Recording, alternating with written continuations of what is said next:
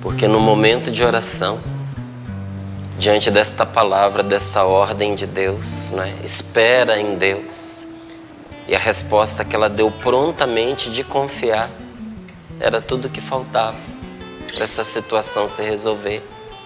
Porque até impressiona a rapidez com que a situação se resolveu a partir de um momento de oração. Verdade. Porque houve uma demora aí de 3 anos de espera, né? A gente não ignora isso. Mas depois de tanto esperar e até de se angustiar com essa situação dessa dívida pendente, né? Porque eu sei que isso entristece, angustia. Às vezes a pessoa que você quis ajudar, né, responde de uma forma inadequada. Além da falta material, o sentimento de ter sido passado para trás, o desrespeito do não atendimento às ligações, de não atender a porta, que a gente também entende. Mas tem que se colocar no lugar da pessoa que emprestou o dinheiro, né? E ali no momento de oração, o Senhor dá uma luz, dá uma orientação. E a resposta de confiar faz com que a situação se desenrole. A confiança em Deus é uma chave.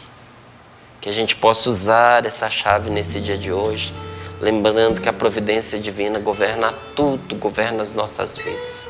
Bendito seja Deus por esse testemunho, né? Que tenho certeza acende a esperança no coração de tantos. É isso mesmo, não foi à toa que você ouviu esse testemunho, para acender a esperança no seu coração. Amém. Vamos colocar as coisas na mão de Deus, né, Tiago? Na certeza de que Ele depois vai colocando aquilo que é necessário na nossa mão. Amém, com certeza. Aquilo que por vezes foge à nossa mão, né? Que a nossa mão não alcança, que a nossa mão não resolve, a mão de Deus nos presenteia. Então foi assim, que bom ouvir esse testemunho, alimenta a nossa fé e, como o Márcio dizia, a confiança é uma chave, que a gente confia em Deus nesse dia. Vamos para a nossa frase do dia e depois a gente segue com música boa. Sabe aquela música que o Márcio falou lá no início e você ficou super curioso de saber que música é essa, né? Com certeza todo mundo ficou, né? Que música é essa, gente? Então que descansa, que a gente tem saudade de cantar. Você vai ouvir já já. Primeiro, frase do dia. Ela é de São João Paulo II, nosso querido São João Paulo II. Tenho muito carinho quando vejo já o nome e as frases dele. A frase de hoje diz assim: a paz exige 4 condições essenciais: verdade, justiça, amor e liberdade. A paz exige 4 condições essenciais: verdade, justiça, amor e liberdade. São João Paulo II. Vamos cantar então essa música tão esperada e tão partilhada já desde o início, desde antes do início do programa, né, Peter? Vamos lá, e desde já um abraço para o nosso querido Eugênio Jorge, sempre está aqui, um querido na parte pessoal aqui, na nossa intimidade, com um amigo fantástico. Um abraço para você, viu, Eugênio? Vários cafés, várias conversas boas. E uma escola de administração também. Exatamente, né? Olha, uma escola. A gente não pode desprezar o que foi feito na música católica, muito pelo contrário, a gente tem que aprender muito e relembrar esses momentos maravilhosos.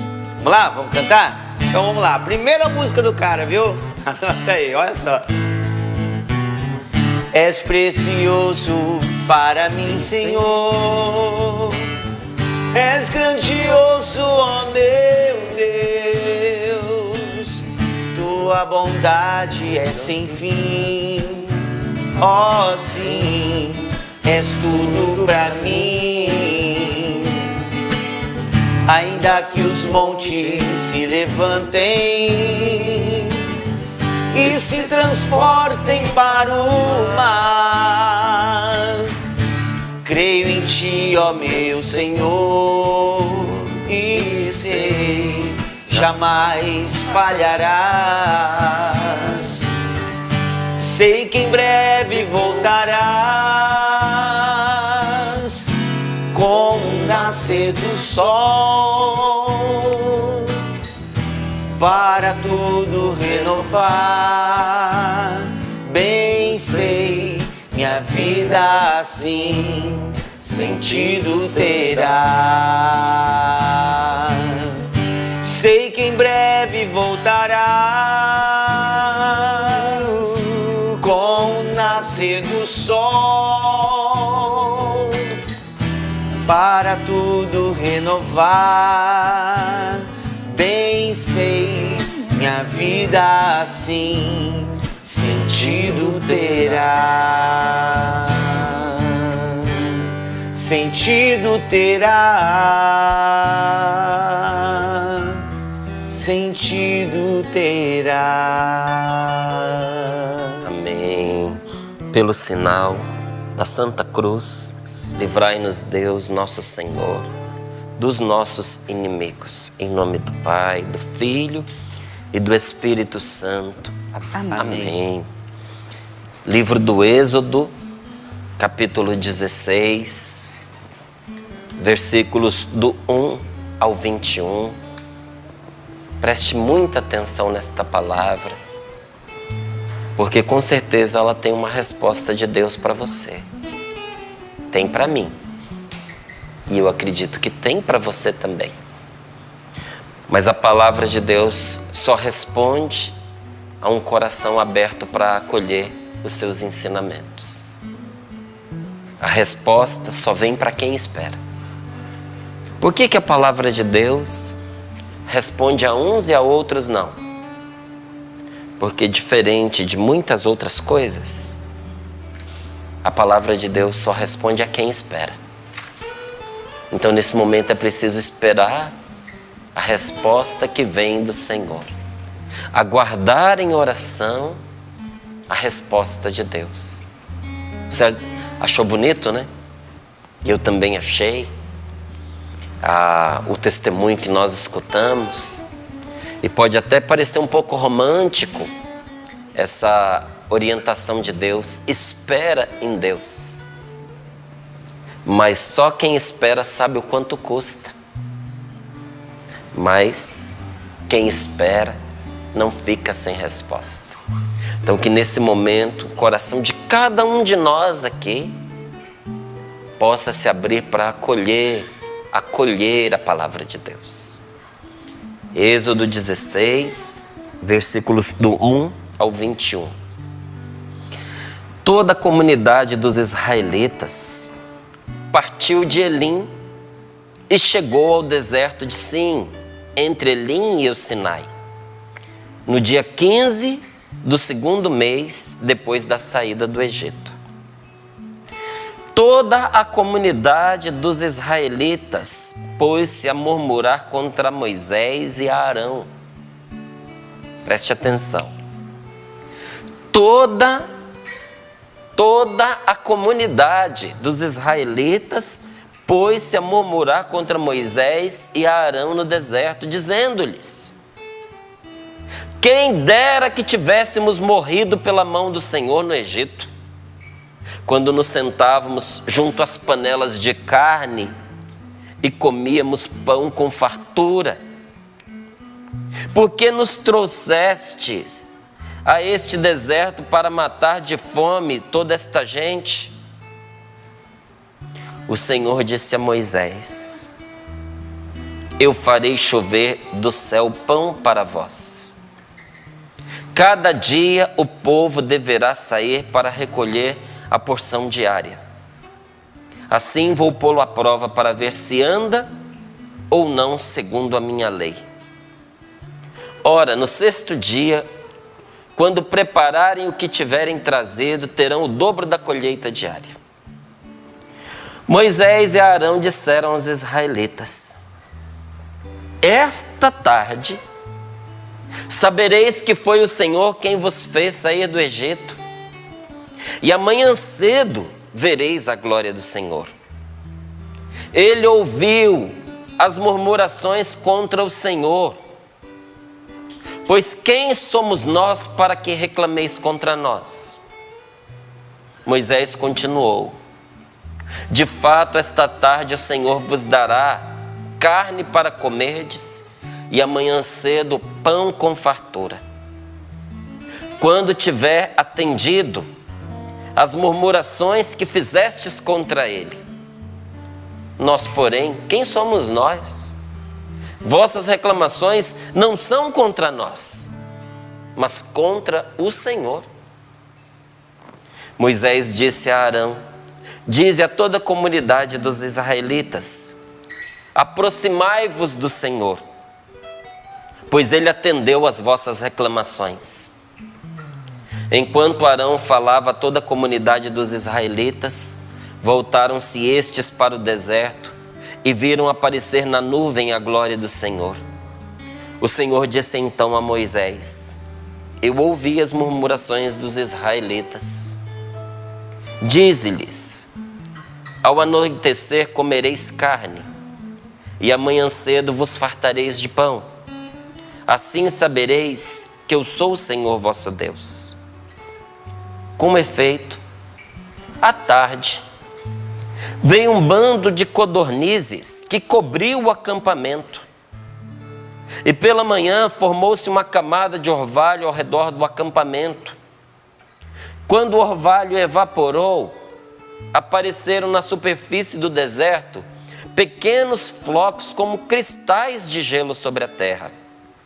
Ao verem isso, os israelitas perguntavam uns aos outros: manhã, que significa: o que é isto? Pois não sabiam o que era. Moisés lhes disse: isto é o pão que o Senhor vos dá para comer. Eis que o Senhor vos mandou: recolhei a quantia que cada um de vós necessita para comer, um jarro de 4 litros por pessoa. Cada um recolherá de acordo com o número de pessoas que moram em sua tenda. Assim fizeram os israelitas. Uns recolheram mais, outros menos, mas depois, ao medirem as quantias, não sobrava quem tinha recolhido mais, nem faltava quem tinha recolhido menos. Cada um recolhia o que necessitava para comer. Moisés lhes disse: ninguém guarde nada para amanhã. Ninguém guarde nada para amanhã. Alguns, porém, desobedeceram a Moisés e guardaram o maná para o dia seguinte. Mas ele bichou e apodreceu. Moisés irritou-se contra eles. Manhã por manhã, cada qual juntava o maná que ia comer. Mas quando o sol esquentava, o maná se derretia. Palavra do Senhor. Graças a Deus. Graças a Deus. E como diz Jesus para nós, a cada dia basta o seu cuidado. Para cada dia, a providência de Deus se manifesta em nosso favor. Assim como nosso Senhor diz que nós temos a nossa preocupação de cada dia, Jesus também nos diz que todos os dias, a cada dia, o Pai do céu cuida de nós. E aqui mostra a palavra de Deus, a trajetória do povo. E não é à toa que essa trajetória está registrada na Sagrada Escritura. Porque a história dos que nos antecederam serve para 2 coisas. Para a gente imitar o que presta e para a gente evitar o que não presta. Esses aqui são os nossos primeiros pais, ou os pais na fé, não é como nós dizemos. Mas desde aqueles pais até o pai e a mãe que a gente tem dentro de casa, nós precisamos entender uma coisa. Olhando para os nossos pais, a gente tem 2 lições. A gente aprende com eles o que fazer e o que não fazer. Ninguém é perfeito. Nossos pais também erram. E olhando seus erros, as suas dores, seus sofrimentos, olhando para eles e vendo as consequências de certas decisões que eles tomaram na sua vida, nós não precisamos ir pelo mesmo caminho. Se a decisão trouxe resultados desastrosos, escolhe diferente, pelo amor de Deus. Ganhou um cérebro de presente, né? Tem liberdade para escolher, usa inteligência. Se esse caminho não deu certo, escolhe outro caminho. Mas também olhando para os nossos pais, quanta coisa boa a gente aprende. Como que muitos de nós recebemos esse tesouro precioso que é o patrimônio da fé. Feliz de você que herdou a fé dos seus pais, né? Que foram educados em Deus através dos seus pais. E aqui a palavra de Deus nos traz uma lição linda para a gente olhar como é que a nossa vida está sendo hoje. Iluminar com ela o que nós estamos vivendo. Para ficar com o que presta e eliminar o que não presta. Para corrigir a rota da nossa vida. E diz assim: toda a comunidade dos israelitas partiu de Elim e chegou ao deserto de Sim, entre Elim e o Sinai, no dia 15 do 2º mês, depois da saída do Egito. E conta aqui: toda a comunidade dos israelitas pôs-se a murmurar contra Moisés e Arão. Quem que murmurava contra Moisés e Arão? Toda a comunidade. Porque às vezes quando as pessoas se reúnem em massa, acontece uma coisa interessante. Se torna difícil de agradar. Às vezes é difícil de agradar uma massa de gente, um povo. E eles já estavam vindo de outra reclamação. Porque a reclamação primeira é: você nos trouxe para o deserto para nos matar de sede. Nós não temos água para beber. E nós estamos aqui morrendo à míngua, esse calor miserável, esse sol escaldante, no deserto, onde nós vamos encontrar água? A reclamação ainda não era de comida, porque eles tinham levado as suas provisões, tinham levado gado. Então, à medida que a necessidade ia aparecendo, matava o gado aqui, dividia, as pessoas comiam, mas o alimento foi ficando escasso. Então, no começo, o problema não era a comida. O problema no começo era a água. E de uma forma milagrosa, Deus deu água para aquele povo. De forma improvável. Era praticamente impossível. Eles viram a água brotar do impossível. E a gente pensa assim, né? Quando uma pessoa vê uma situação impossível acontecer, então ela passa a acreditar que o impossível acontece. Bom, deveria ser assim, mas infelizmente muitas vezes nós enxergamos milagres e nos esquecemos daqui a pouquinho das maravilhas que o Senhor fez ou conosco ou diante dos nossos olhos, não é? Então, tão logo foi solucionado o problema da água, veio o desafio das provisões que foram minguando. Então, como de costume, porque se você pegar todo o caminhar do povo de Deus, você vai ver que isso era um costume. Como de costume o povo reclamou de quem os estava tirando da escravidão. É interessante, né? As pessoas não reclamam de quem as tiraniza, porque tem medo dos tiranos. Mas reclama de quem as ajuda. Às vezes reclama do pai, às vezes reclama da mãe, às vezes reclama do irmão. Reclama do filho, da filha. Tem pai que reclama do filho que está ajudando. Mas que nunca é suficiente o que a pessoa faz. Reclama do amigo. Não é? Às vezes fica de mal da pessoa porque a pessoa tentou ajudar. Porque ele não podia ter dito o que disse. Mas se ele não dissesse, quem quer falar? Graças a Deus que você teve alguém com coragem para te avisar, com coragem para te dizer, com coragem para te chamar a atenção. Porque se o seu amigo sabe que você está cometendo um erro e você está desavisado e ele não te chama a atenção, ele não é seu amigo. Não é? Mas existe dentro de nós uma inclinação para reclamar e, sobretudo, reclamar de quem está tentando ajudar. Então, se você está tentando resolver um problema, se você está tentando ajudar e tem gente reclamando de você, fica tranquilo, está normal. Moisés também foi assim. E a coisa que mais impressionante para mim, é impressionante que está escrito que todos sem exceção, se rebelaram contra Moisés. Imagina você pegar uma nação e você levar essa nação ao desafio da libertação. Você vai libertar aquele povo. Você sabe que você está fazendo bem. Você foi quem colocou a sua cabeça a prêmio. Você está correndo risco e de repente no meio do caminho todos se voltam contra você. Mas onde é que está isso, Márcio? Versículo 2. Toda a comunidade dos israelitas pôs-se a murmurar contra Moisés e Arão no deserto, dizendo-lhes: quem dera que tivéssemos morrido pela mão do Senhor no Egito. Preferia ser escravo sentado do lado de uma panela de carne, que lá pelo menos a gente tinha carne para comer e tinha pão com fartura.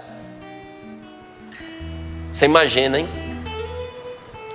Você tirando um povo que não tinha mais liberdade, que estava ferido na sua dignidade, que tinha os seus filhos machucados dia após dia, num trabalho escravo, e você ouvir daquelas pessoas que elas preferiam continuar nessa vida, desde que tivesse carne e pão para poder comer. Mas Moisés não se desespera, porque quando nós encontramos a coragem de fazer aquilo que Deus nos manda, quando nós estamos numa missão e quando a gente está seguro da missão que nós abraçamos, o desespero não encontra espaço em nós. Moisés não se desespera, não é porque a situação estava fácil, porque esse tipo de revolta de uma massa de gente costuma terminar de forma muito trágica.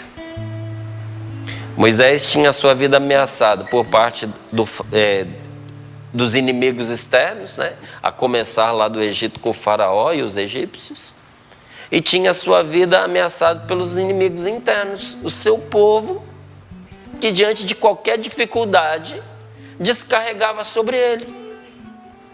Não havia para onde fugir. Moisés vivia sob pressão, mas ele não se desespera. Inclusive, ele consegue ver o que é positivo em meio ao negativo, porque ele sabe que o fato das pessoas reclamarem os seus direitos, que era o que estava acontecendo aqui, é sintoma de que o povo está voltando à vida. Porque no Egito eles haviam perdido a noção de que viviam como escravos. Outro dia eu até fiz aqui um comentário sobre uma frase muito utilizada por pessoas que vão afundando no alcoolismo. Às vezes na doença do alcoolismo e às vezes no vício. Não é porque tem gente que tem a doença do alcoolismo. A pessoa não bebeu assim o suficiente para se viciar, mas ela tem essa doença, então bebe pouquinho e já fica presa pelo álcool. E olha, um trabalho para se libertar. Inclusive já falei isso aqui outras vezes no programa. Se você tem histórico de alcoolismo na sua família, ensine os seus filhos a não beberem álcool.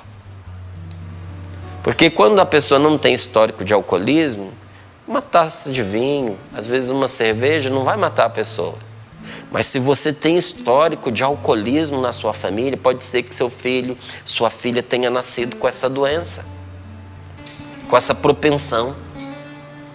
E ali, uma taça de vinho, uma latinha de cerveja, vai arremessar a pessoa numa experiência que pode destruir a vida dela. E muitas das pessoas que afundaram no alcoolismo dão essa justificativa dizendo: eu bebo socialmente. Eu paro quando eu quiser.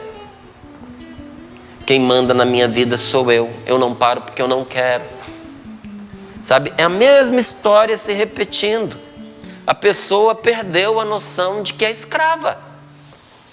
Tem gente que perdeu a noção de que é escravo. Escravo de uma carreira de cocaína. Não consegue trabalhar, não consegue pensar, não consegue estudar, se não cheirar uma cocaína. E acha que está bem, porque aquilo simplesmente deixa mais esperto. Não, virou escravo daquele mal. E tem muita gente que vive sem ter noção de que virou escravo da gula, escravo da pornografia, escravo da ganância, porque tem que tirar proveito de tudo o tempo inteiro. Se não tiver por cima, não está satisfeito e não consegue se libertar. Eu já vi gente chorar porque não conseguia controlar a própria boca. Estava sempre fazendo murmuração e de forma negativa. A pessoa não percebia que havia virado um vício. Às vezes a gente é escravo e não sabe que é. E o povo não tinha lá no Egito, tinha perdido a noção de que viviam como escravos. Eles tinham perdido a força da sobrevivência. E nem sequer eram capazes de reagir. Então, diante das mínimas dificuldades, o povo não quer dar um passo mais adiante. Nem mesmo um futuro melhor é capaz de motivá-lo, não é? Tem gente que às vezes você não consegue entender. Como é que a pessoa não pode não se motivar pela ideia de um futuro promissor? Você está falando, vamos, vai ser bom para você, vai ser uma nova vida. Nem isso motivava aquela gente. Estavam paralisados. E eles sentiam falta do comodismo da escravidão, onde a rotina era conhecida. Até o cardápio estava previsto. Era carne na panela e pão com fartura. Até os temperos, porque aqui vai falar dos temperos. Numa outra passagem, num outro versículo, a Escritura diz que o povo chorava de saudade dos alhos e das cebolas. Preferem o comodismo de uma rotina, de uma escravidão, a ter que enfrentar o frio na barriga do desconhecido. Porque o deserto é sempre um desafio diante do desconhecido. E se você quiser caminhar com Deus, meu querido, vou te dizer, te espera sempre um desafio diante do desconhecido. A vida não tem gosto se ela não tiver aventura, se ela não tiver luta e se ela não tiver amor. Não é? Tanto que até os filmes, as novelas exploram isso. Você pode ver que esses filmes que fazem sucesso, eles têm luta, têm guerra, têm batalha, tem romance, tem aventura.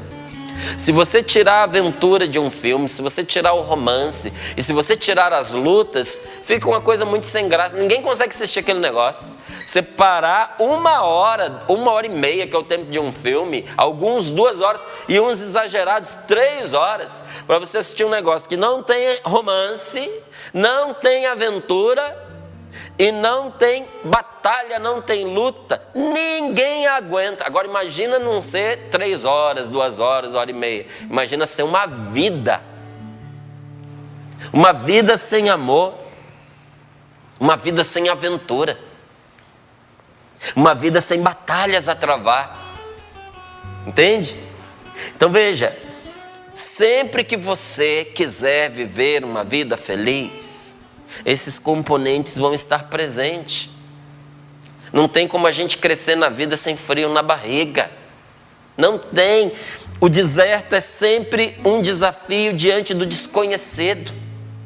Por que que a palavra de Deus fala tanto de deserto, até para um povo que não vive no deserto, como é o nosso caso? Nosso país não é um país de deserto, mas o deserto é algo forte para nós também. Porque o deserto é um lugar onde você não encontra provisão de qualquer jeito. O deserto é um lugar onde você entra vivo e não sabe se vai sair vivo. Não é?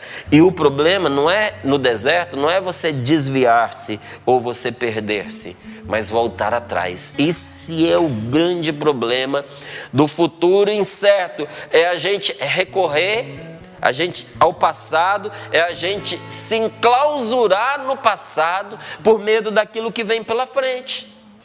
Quanta gente que com medo do futuro vive de passado. Diante do desafio da novidade, a pessoa retrocede. Ou para no que já foi, ou volta ao que já foi, ou para onde ela está. Só que a gente não percebe uma coisa muito importante, que os caminhos que você já conhece, eles não te oferecem risco, mas eles te levarão sempre aonde você já foi. Ou seja, sem novidade e sem crescimento. Porque tem gente que reclama da própria rotina, porque ela vai te levar onde você já sabe. Não adianta você achar que percorrendo o mesmo caminho você vai chegar num lugar diferente. Todos os dias, para vir aqui para o Sorrindo para a Vida, eu percorro o mesmo caminho. Seria insano da minha parte eu achar que fazendo o mesmo caminho eu ia parar na casa de um parente, de um amigo, ou numa praça. É o mesmo caminho, vai desembocar no mesmo lugar. E a gente vive frustrado porque a gente faz as mesmas coisas todos os dias e espera um resultado diferente. Para ter resultado diferente, a gente tem que mudar a rotina, a gente tem que mudar o caminho. Algo diferente tem que acontecer. Agora, sempre que se inicia uma caminhada para onde Deus quer nos levar, aparece o medo da liberdade. A vontade de Deus nunca é feita sem um friozinho na barriga, minha gente. A vontade de Deus requer coragem, porque é sempre um passo na fé. É a insegurança mais segura que a gente vive. Porque quando Deus nos pede algo, quando Deus nos põe numa direção, nós vamos sempre nos sentir inseguros, porque a gente não sabe onde vai dar, porque é novo. Mas é a insegurança mais segura que tem, porque aquele que nos chamou não nos desamparará. Então, sempre que você se põe a caminho para fazer a vontade de Deus, vai aparecer o medo do que você vai encontrar, vai aparecer o medo da liberdade, vai aparecer o medo das consequências, vai dar aquele frio na barriga, mas não existe caminho alternativo para você alcançar as boas metas da vida.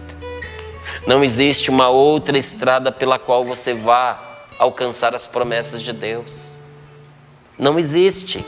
É preciso ir em frente sem voltar atrás por nenhum motivo. Por isso eu tenho tanta dó de quem põe a mão no arado e olha para trás. Melhor que não tivesse começado. É uma vida infeliz a recusa de ir com Deus quando Ele nos chama. Mas olha, que tristeza para quem põe a mão no arado, começa e volta atrás, porque você sabe o que você perdeu. Uma das coisas mais... Olha, no inferno todo mundo sofre, mas o demônio sofre mais. Porque muita gente vai para o inferno sem saber o que perdeu por não ter ido para o céu. Mas o demônio já esteve no céu. E ele sabe o que ele perdeu. Que coisa terrível. Você virar as costas para o seu futuro, você virar as costas para aquilo que é bom, você virar as costas para a sua felicidade. E foi isso que o diabo fez. Por causa de orgulho, por causa de arrogância, por causa de prepotência, virou as costas para o seu Criador. Eu tenho muita pena de uma pessoa que se coloca a servir nosso Senhor e depois volta atrás. Ou troca Deus por qualquer bagatela que aparece no meio do caminho.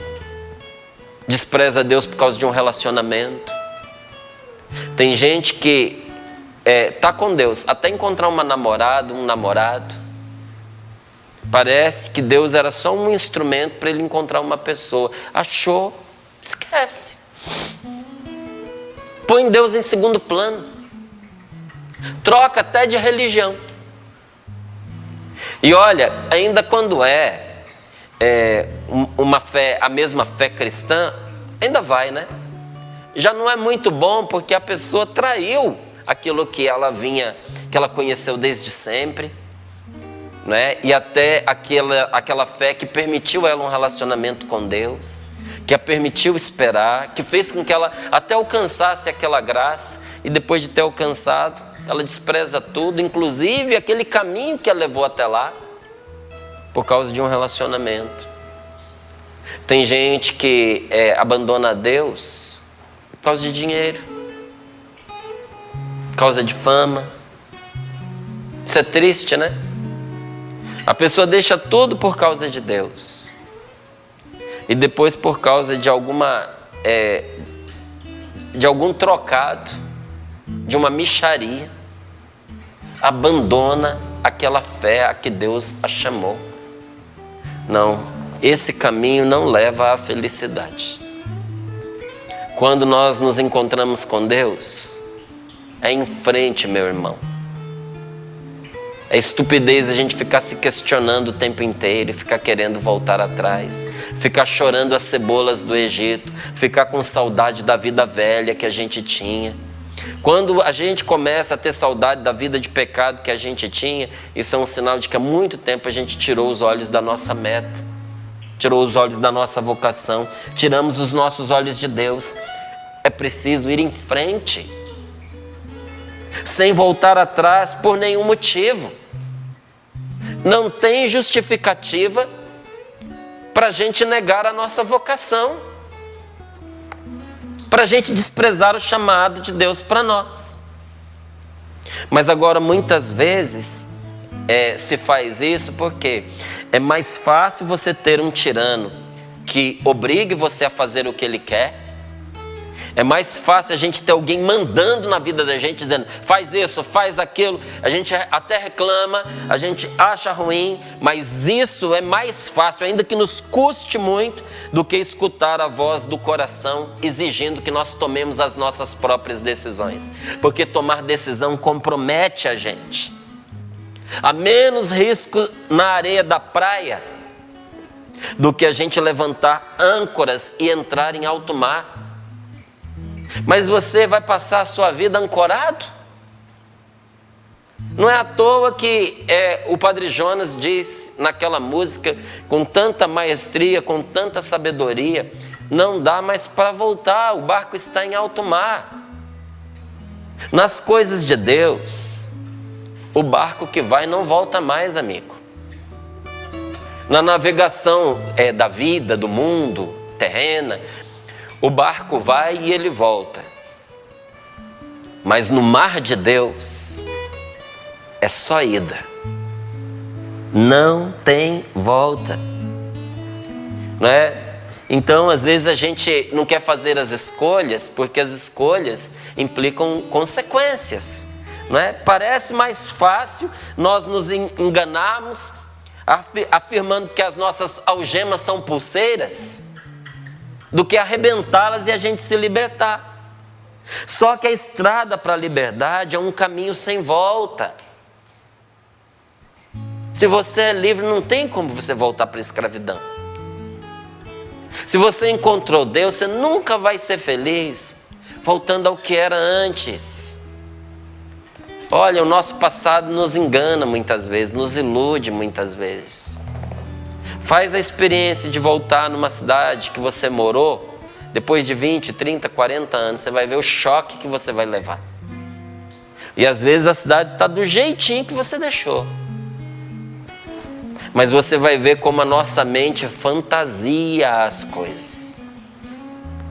Depois de um certo tempo, até certos relacionamentos nossos são fantasiados pela nossa mente. A gente achava maravilhoso, porque a gente esquece as durezas que nós tivemos que enfrentar. A estrada para a liberdade é um caminho sem volta. Não dá mais para voltar. O barco é Deus, o mar é Deus e o barco sou eu. E o vento forte, que me leva para frente, é a força de Deus. É o Espírito Santo.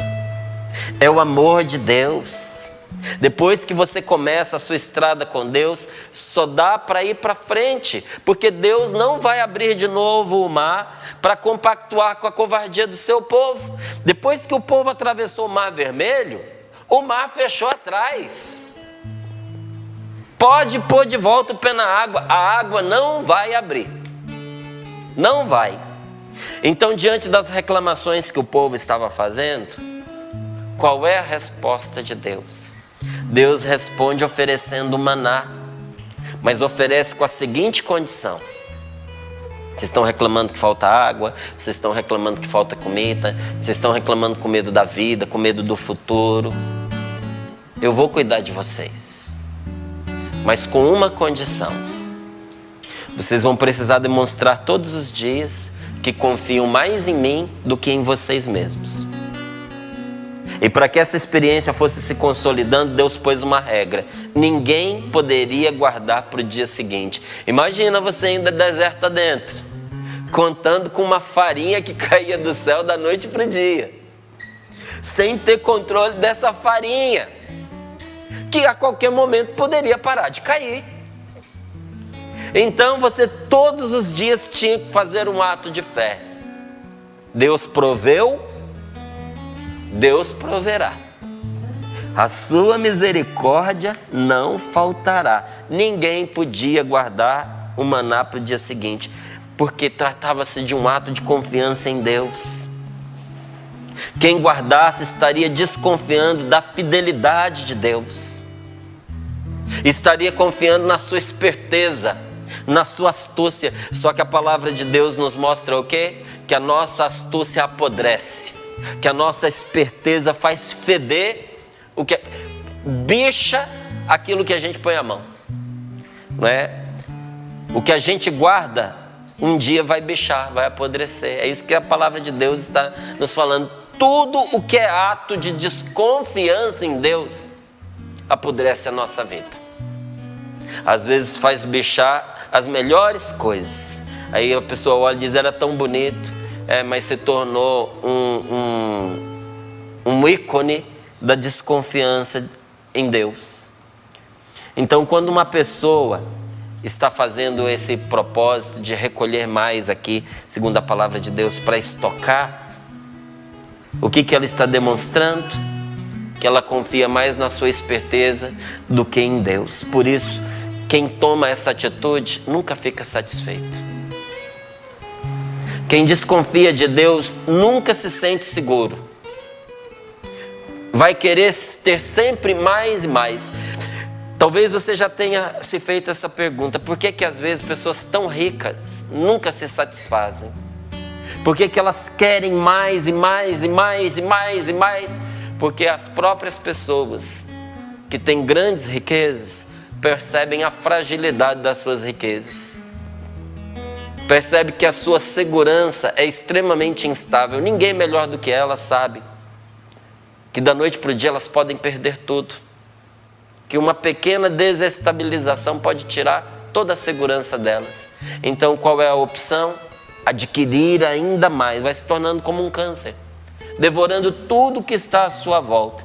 Então quem desconfia do cuidado de Deus vai viver insatisfeito, vai viver inseguro, vítima da ganância, querendo sempre mais, fraqueja na fé.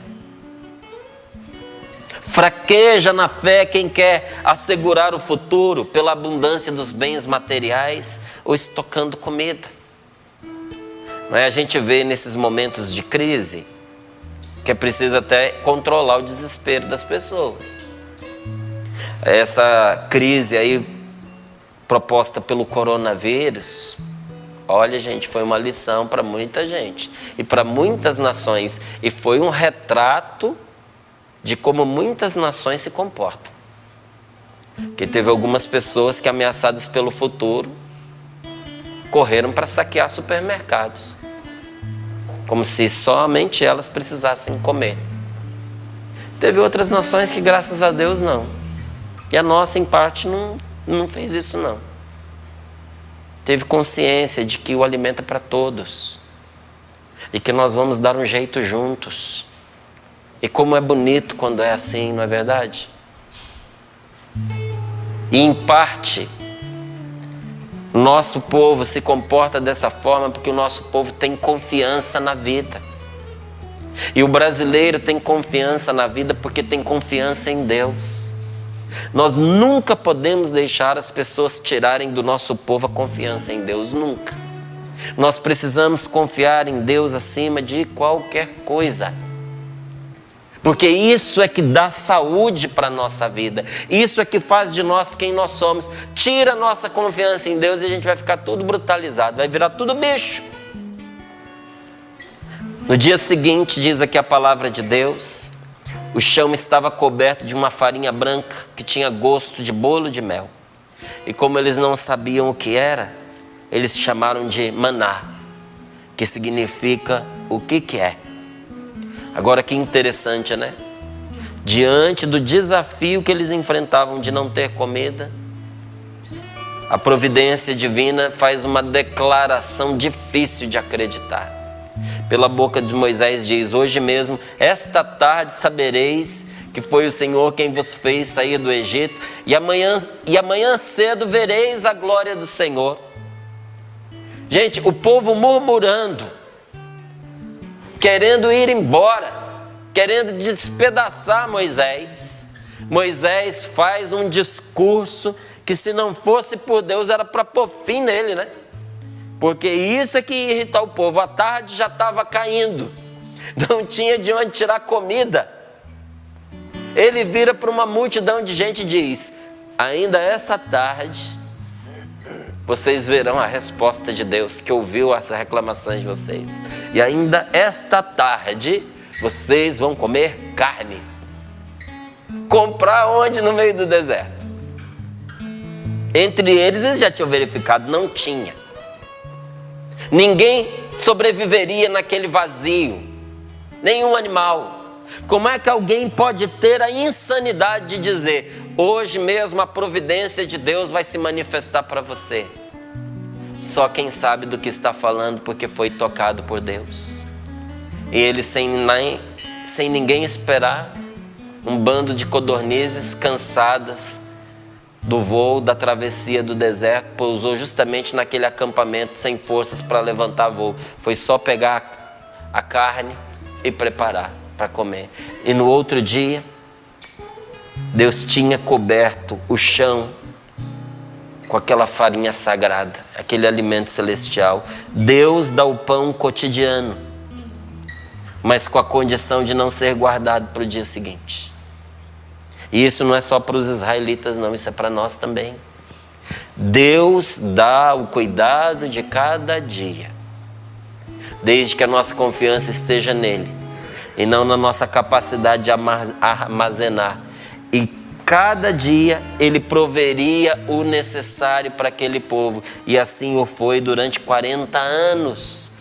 Quem caminha com Deus não pode ser escravo, nem do passado, nem do futuro. Você é de Deus, você caminha com Deus, então você não pode ser escravo do seu passado, não é? Primeiro Deus liberta esse povo do seu passado de escravidão e de todos os complexos que o amarravam a isso, mas através do maná, com o qual Deus os socorre a cada dia, o Senhor quer libertá-los do futuro. Deus queria um povo sem a angústia do amanhã que ainda não existe. Por que você não tem as reservas que te fariam seguro? Porque a sua segurança, assim como a minha, é o Senhor. Deus não nos dá, às vezes, do jeito que a gente pede, em reservas indiscriminadas, porque Ele quer que a nossa segurança esteja nele e não naquilo que a gente ajunta. Por isso Jesus diz que não só de pão vive o homem. Se não só de pão vive o homem, o ser humano vive de quê? O ser humano vive de confiança em Deus, de confiança na sua palavra. A única garantia infalível é a nossa confiança em Deus. E onde as pessoas aprendem a confiar em Deus e a partilhar, acontece o milagre do versículo 17, versículo 18.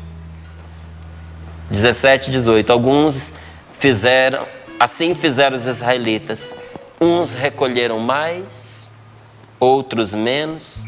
Mas depois, ao medirem as quantias, não sobrava quem tinha recolhido mais, nem faltava a quem tinha recolhido menos. Cada um recolhia o que necessitava para comer. Quando se confia em Deus, ninguém passa necessidade. E até mesmo os mais espertos, os mais astutos, os mais malandros são libertos das garras da cobiça, porque a ganância é uma armadilha. Pois o ganancioso sofre demais. Coloca as mãos sobre o seu peito e pede a Deus essa graça de ser cuidado pelo Senhor. Que o Senhor nos liberte da ganância que nos faz duvidar da sua providência. Que o Senhor nos liberte desse sofrimento desnecessário. Quanta gente sofre escravizada pela cobiça porque se tornou gananciosa e colhe os frutos deste mal. Tem alimento, mas perde o apetite. Tem carro, tem avião, mas não sabe para onde ir. Tem belas mansões, mas não tem um lar. Buscam diversões extravagantes porque não sabem sorrir. Enchem-se de coisas porque o seu coração está vazio. E como não estão satisfeitos, procuram possuir as pessoas que não dominam ainda.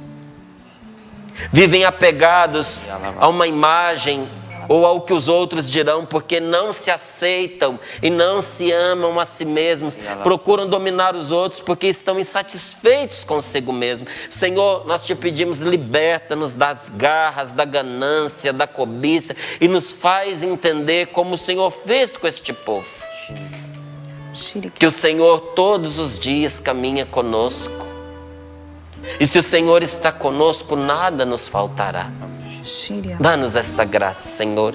É o que te pedimos nesta manhã. A graça de um coração que confie em Ti e não nas próprias reservas. Obrigado, Senhor. O Senhor me mostra uma mulher agora. Você está presa a um relacionamento com um homem casado. Você está no adultério. Você sabe que isto é errado. Mas o problema é que dentro deste relacionamento errado, esse homem que você está se relacionando, ele tem sustentado a sua casa. Ele tem sustentado você. E o Senhor me tocava muito forte que Ele quer te libertar. Porque a liberdade não tem preço. E eu tomei a liberdade de escrever aqui enquanto o Márcio falava. O desafio que nos liberta é melhor que a estabilidade de uma vida na escravidão.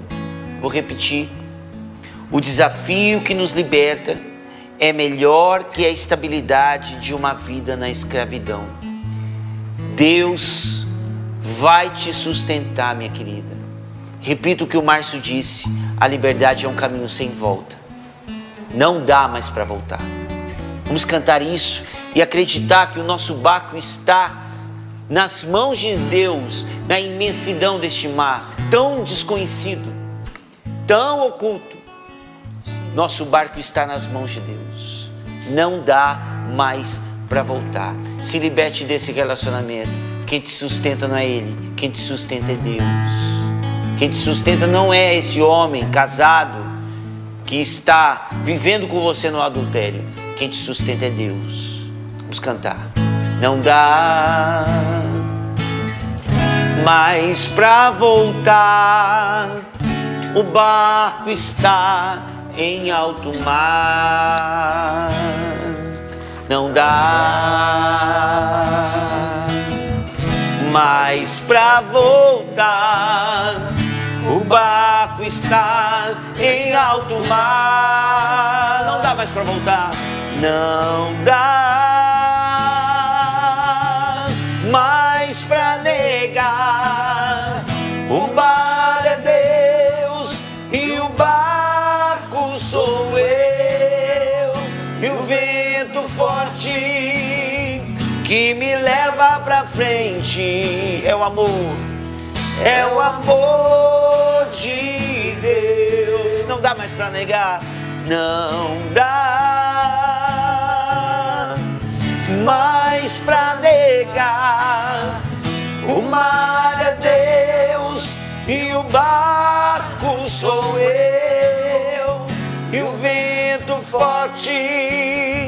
que me leva pra frente é o amor de Deus.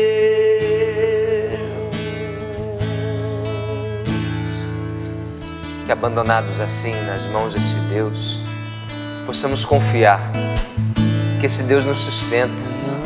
Ele não só nos tira do deserto, Ele não só nos tira das mãos do faraó, Ele não só nos conduz pelo deserto, mas a aventura de uma vida com Ele, Ele nos sustenta.